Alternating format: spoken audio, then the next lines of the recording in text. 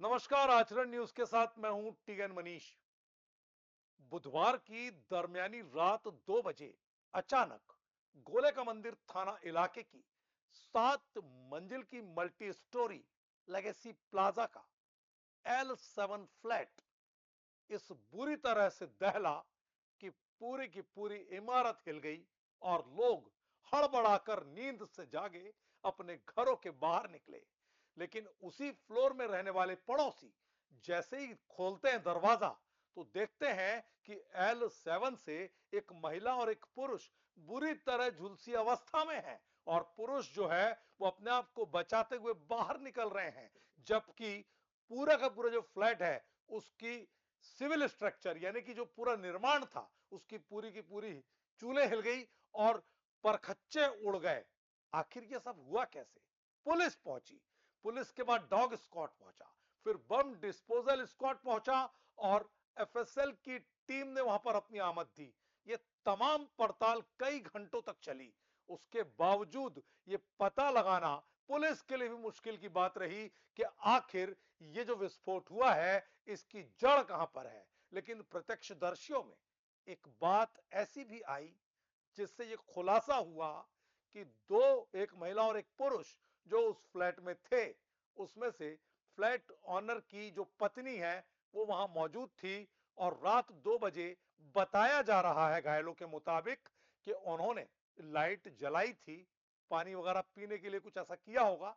जैसे ही बिजली का स्विच ऑन किया और यकायक विस्फोट से न केवल पूरा फ्लैट नेस्तनाबूद हुआ बल्कि 2 लिफ्ट भर भरा कर गिर पड़ी जो उस फ्लैट से लगी हुई थी। तो लेगेसी प्लाजा के लोग दहशत में आ गए और बाद में काफी अंतराल के बाद ग्वालियर के पुलिस कप्तान धर्मवीर सिंह यादव ने एक्स पर यह जानकारी साझा की कि यह जो विस्फोट हुआ है प्रारंभिक जांच के मुताबिक एफएसएल और बम डिस्पोजल स्क्वाड की जो एक प्रिलिमिनरी रिपोर्ट है उस रिपोर्ट में यह बताया गया कि संभावना गैस के रिसाव से विस्फोट की है।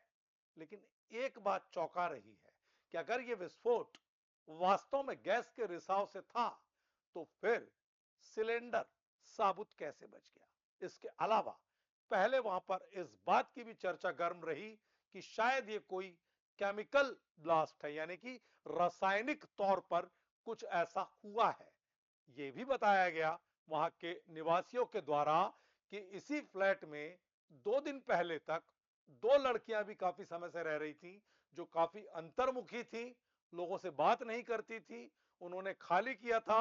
और इसी लेगेसी प्लाजा में 7वीं मंजिल पर जाट परिवार की मालिकाना का एक फ्लैट और है जहां पर जाट परिवार रहता है। लेकिन उनकी पत्नी और एक रिश्तेदार इस घटना वाली रात ही फ्लैट खाली होने के बाद वहां पर आए थे।